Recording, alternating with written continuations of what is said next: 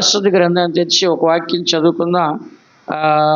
మొదటి పేతురు రాసిన పత్రిక 3వ అధ్యాయం 9వ వాక్యాన్ని చదువుకుందాం. మొదటి పేతురు రాసిన పత్రిక 3వ అధ్యాయం 9వ వాక్యం. ఆశీర్వాదమునకు వారసులగుటకు మీరు పిలువబడితిరి గనుక కీడుకు ప్రతి కీడైనను దూషణకు ప్రతి దూషణైనను చేయక దీవించుడి. ఇక్కడ మనం చదువుతున్న వాక్యంలో దేవుడు చెప్తున్నాడు, ఆశీర్వాదమునకు వారసులగుటకు మీరు పిలువబడితిరి. మనల్ని ఎందుకు పిలిచాడు? దేవుడు బ్లెస్ చేయడానికి పిలిచాడు, ఆశ్రయించాక దేవుడు మనల్ని పిలిచి ఉన్నాడు. ఊరికినే మన పిల్లల టైంపాస్ కోసం రండి, మీకు కావాల్సి అన్ని నేను ఇస్తానని చెప్పేసి దేవుడు దేని కొరకు పిలిచడం మనల్ని ఆశీర్వాదానికి వారసులు అంట. వారసులు అంటే ఏంటి? తండ్రికి ఆస్తికి ఎవరు వారసుడు? కుమారుడు వారసుడు. అందరికీ హక్కు ఉంటుంది, దాన్ని అందరూ అనుభవించవచ్చు. అలాగే దేవుళ్ళు ఉన్న సకల ఆశీర్వాదాలని మనం ఏం చేస్తామో అన్నీ మనము అనుభవించవచ్చు.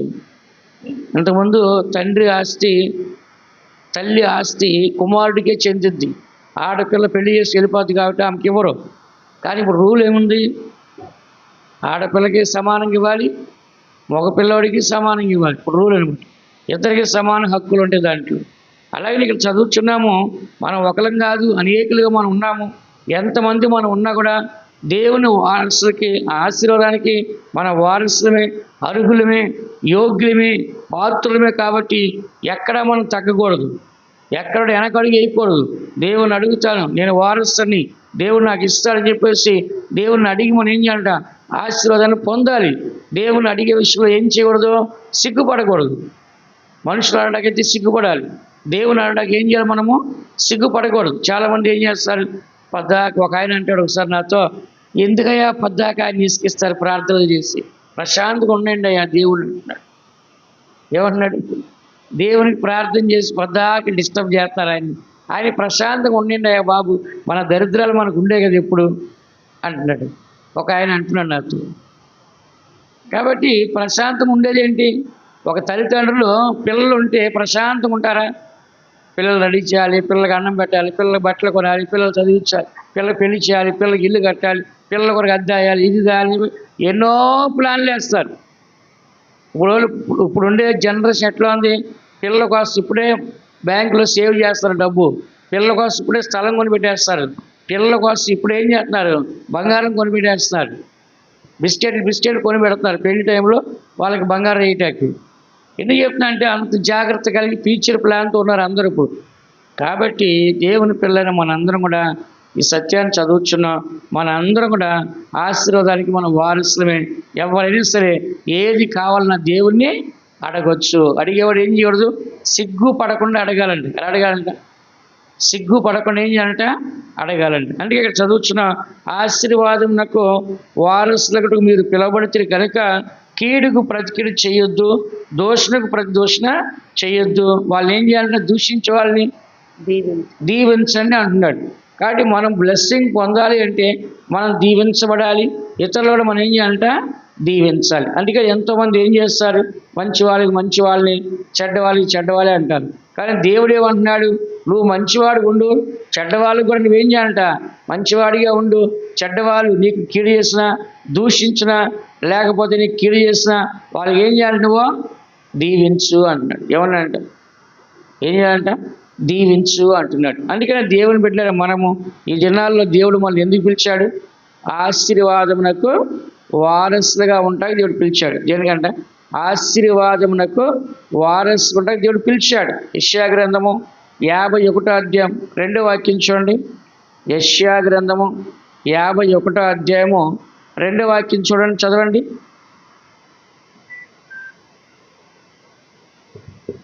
మీ తండ్రి అయిన అబ్రహాము సంగతి ఆలోచించుడి, మిమ్మును కనిన సారాను ఆలోచించుడి.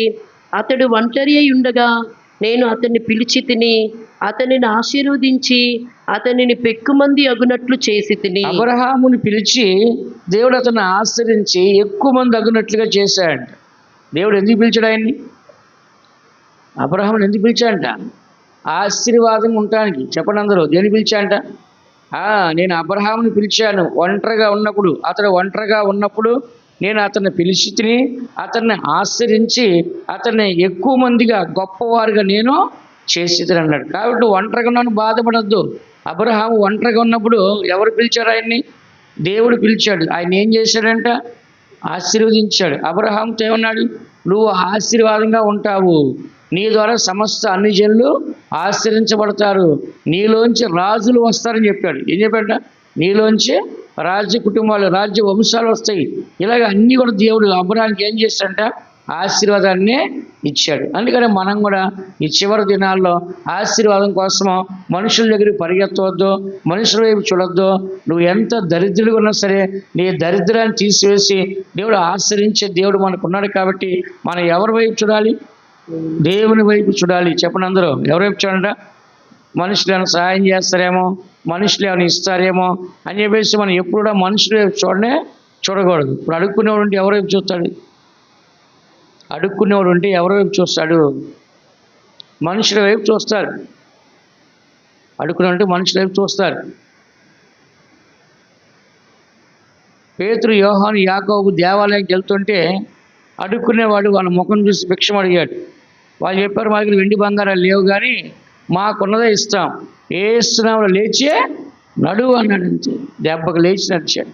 వాళ్ళు ఇచ్చిన ఆశీర్వాదము తన జీవిత కాలం అంతా కుంటితనాన్ని పోగొట్టి మంచిగా ఆరోగ్యం గలవాడిగా, మరి బలవంతుడిగా, మంచి కాళ్ళు గలవాడిగా అతను చేస్తున్నారు. కానీ ఏ ఆశీర్వాదం మంచిది? ఆ ₹1 వేసుంటే మంచిదా, లేదంటే అతని కాళ్ళు రావటం మంచిదా?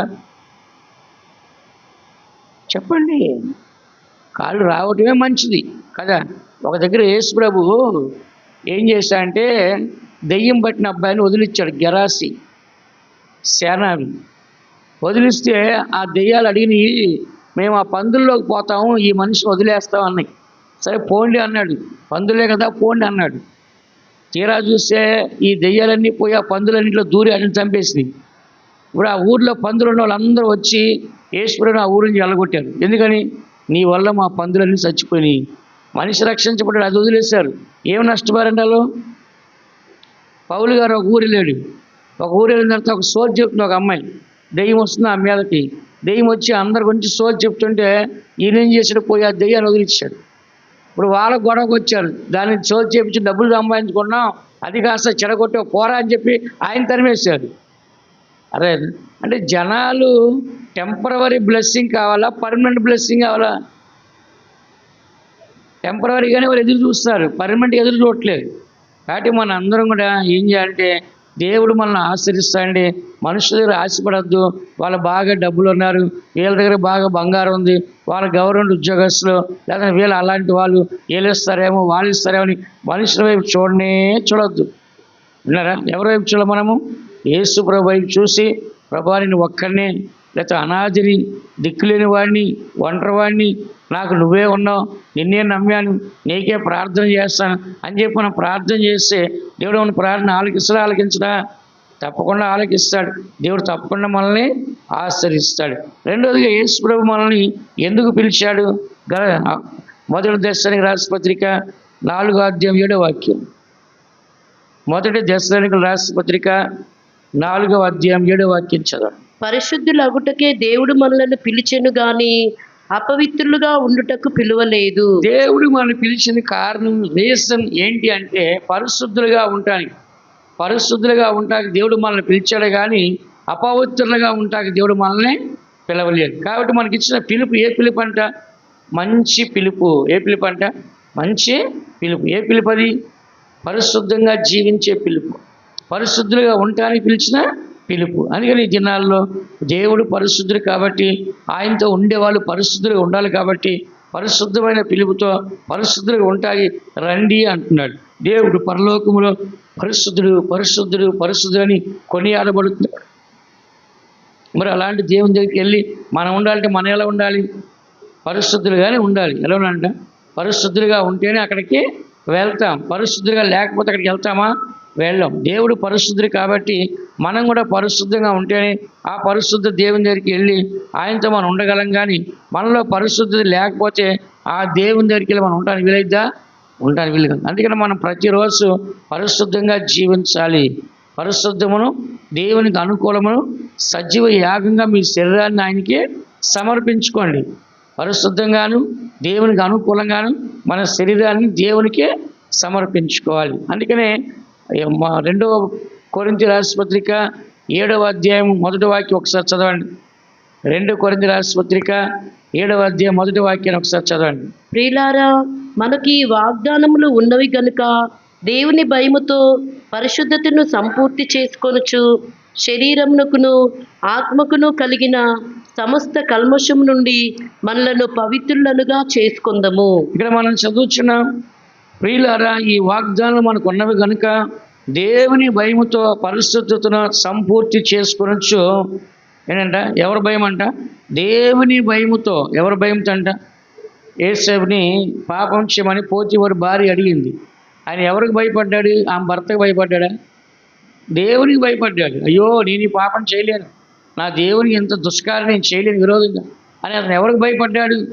దేవునికి భయపడ్డాడు. కాబట్టి మనం తప్పు చేయాలంటే ఫస్ట్ తల్లి భయమో తండ్రి భయమో లేకపోతే చుట్టుపక్కల మనుషుల భయమో కాదు. మనకు కావాల్సింది దేవుడు చూస్తాడనే భయం మనలో ఉండాలి. దేవుడు మనం చేసే ప్రతిదీ తెలుస్తుంది అనే ఒక భయం మనకి ఉండాలి. అందుకని ఇక్కడ దేవుని భయముతో పరిశుద్ధతను కంప్లీట్ చేయాలంట.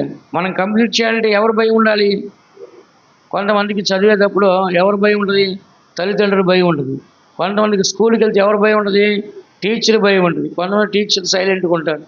కొంతమంది టీచర్ కళ్ళు పెద్ద చేసేసరికి ఆ పిల్లవాడు అవుట్ కాడు, భయపడిపోతాడు. అంటే కొంతమంది టీచర్ ఏం చేస్తారు? వాళ్ళు చదవకపోతే సీరియస్గా చూస్తారు. వాళ్ళు అక్కడ అంటారు ఇట్లా అంటారు, ఇట్లా అడగానే అడిగి అయిపోద్ది. అక్కడ పోయేమో కొట్టినా కొడతారని చెప్పేసి ఏం చేస్తాడు? భయపడిపోతాడు కదా. కాబట్టి ఒక భయం అనేది ఉండాలి ఎవరికైనా, చదువుకైనా ఉద్యోగానికైనా. ఉద్యోగాల్లో ఏం చేస్తున్నారు? ఫోన్లు మాట్లాడుకోవటం, బాటకాన్ని వేసుకోవటం, నిద్రపోవటం, ఇవన్నీ చేస్తారని చెప్పి ఏం చేశారు? సీసీ కెమెరా పెట్టారు. వాడు ఏం చేస్తున్నాడో ఎనీ టైం 24 hours తెలిసిపోతుంది. 24 hours ఏం చేస్తుంటే తెలిసిపోతుంది. మొన్న ఆటోలో అనౌన్స్మెంట్ చేశారు, ప్రతి ఇంటికి సీసీ కెమెరా పెట్టుకోవాలంట. ఇక్కడ ఆటోలో అనౌన్స్మెంట్ చేసే గవర్నమెంట్ పెట్టాలి, నేను కూడా పెట్టాలి. అప్పుడు దానికి ఒక 20,000 ఎంత 30,000 కావాలి. వాళ్ళు దానికి డబ్బులు రెడీ చేయాలి. సీసీ కెమెరా పెట్టించాలి చర్చికి. ఇప్పుడు ప్రతి ఇంటికి పెట్టుకోవాలంట. అసలు ఇంతవరకు రూల్ ఏంటంటే 50 మంది ఉండే క్రౌడ్, అది చర్చే కానీ అది బిజినెస్సే కానీ మసీదే కానీ గుడే కానీ అక్కడ కంపల్సరీ అన్నారు. ఇప్పుడు అలా కాదు, ప్రతి ఇంటికి కంపల్సరీ. రేపు ఏ దొంగతనం జరిగినా ఏ మర్డర్ జరిగినా ఏం జరిగినా మేము పట్టుకోవాలంటే సీసీ కెమెరా ఉంటేనే మేము పట్టుకుంటాం, లేకపోతే మా వల్ల కాదన్నారు పోలీసు వాళ్ళు. ఇప్పుడు వాళ్ళు చర్చి కూడా సీసీ కెమెరా పెట్టించాలి. నేను వాళ్ళు అదొక పని ఉంది.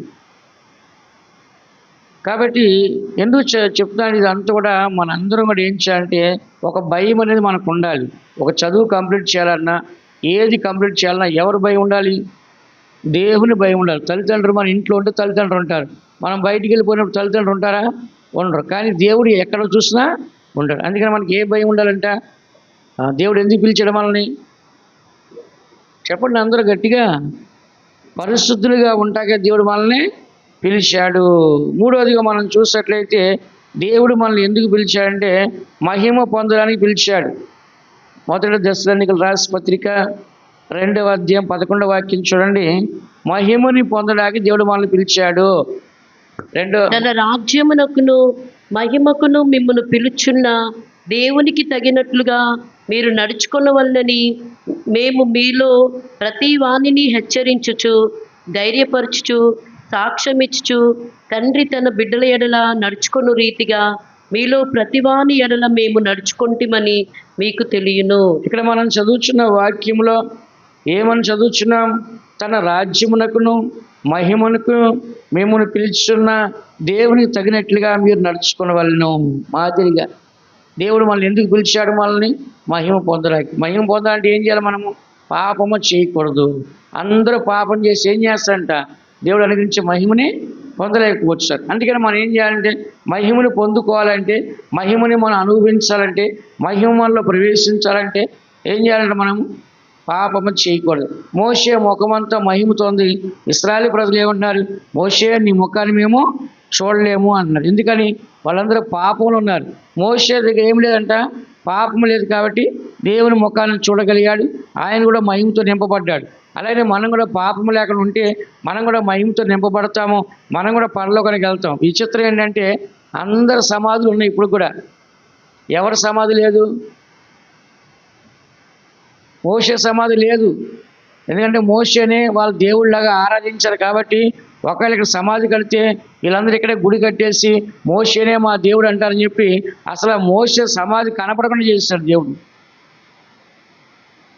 మోషే సమాధి కనపడకుండా దేవుడు చేస్తాడు. ఆయన శవం ఎక్కడ ఉంది ఇంతవరకు ఎవరికి తెలియదు. దావీదు సమాధి ఉంది, అందరి సమాధి ఉంది, ఎవరి సమాధి లేదు? మోషే సమాధి లేదు, ఎక్కడో తెలియదు. కాబట్టి ఎందుకు చెప్తున్నానంటే దేవుడు మనకి జీవితంలో ఎప్పుడు కూడా మహిమ పొందడానికి పిలిచాడు. మోషే అడిగాడు, అయ్యా నీ మహిమను మాత్రం నాకు చూపిస్తే చాలు అన్నాడు ఆయన. కానీ మహిమను చూపించలా, మహిమతో నింపాడు ఆయన. మోషేని ఏం చేస్తాడంట? మహిమతో నింపాడు. అందుకని మనం కూడా ఈ దినాల్లో పాపము చేసేటప్పుడు మనలో మహిమ ఏమిద్దంట? వెళ్ళిపోద్ది. పాపము చేయకుండా ఉంటే మనలో మహిమ ఉంటుంది. అందుకని 1 పేతురు 5వ అధ్యాయం 10వ వాక్యం చూడండి. 1 పేతురు రాసిన పత్రిక 5వ అధ్యాయం 10వ వాక్యాన్ని ఒకసారి చదవండి. తన నిత్య మహిమకు క్రీస్తునందు మిమ్మల్ని పిలిచిన సర్వకృపానిదేగు దేవుడు కొంచెము కాలం మీరు శ్రమపడిన పిమ్మట తానే మిమ్మను పూర్ణులనుగా చేసి స్థిరపరిచి బలపరచును. ఇక్కడ తన నిత్య మహిమకు క్రీస్తునందు మిమ్మల్ని పిలిచిన దేవుడు దేని పిలిచాంట? తన నిత్య మహిమ, దేవుడిచ్చే ఆ నిత్య మహిమని పొందడానికి దేవుడు మనల్ని పిలిచి ఉన్నాడు. అందుకని మన అందరం కూడా దేవుడు పిలిచిన ఆ పిలుపుకు తగినట్టుగా జీవించాలా వద్దా? చెప్పండి. పిలుపుకు తగిన జీవితం చేయాలా వద్దా? చేయాలి. చేస్తేనే ఆ మహిమ మనకే వస్తుంది, లేకపోతే ఆ మహిమ మనకే రాదు. అందుకని మొట్టమొదటిగా మనం చూస్తున్న ఆశీర్వాదానికి దేవుడు వారసులుగా పిలిచాడు. రెండోది పరిశుద్ధులకు అగుటకే వారసులుగా మనల్ని పిలిచాడు. మూడోది మహిమకు వారసుకుంటా దేవుడు మనల్ని పిలిచాడు. నాలుగోది నిత్య జీవానికి వారసుకుంటా దేవుడు మనల్ని పిలిచాడు. చదవండి ఆ మాట. మత్తయి సువార్త 19వ అధ్యాయం 29వ వాక్యం.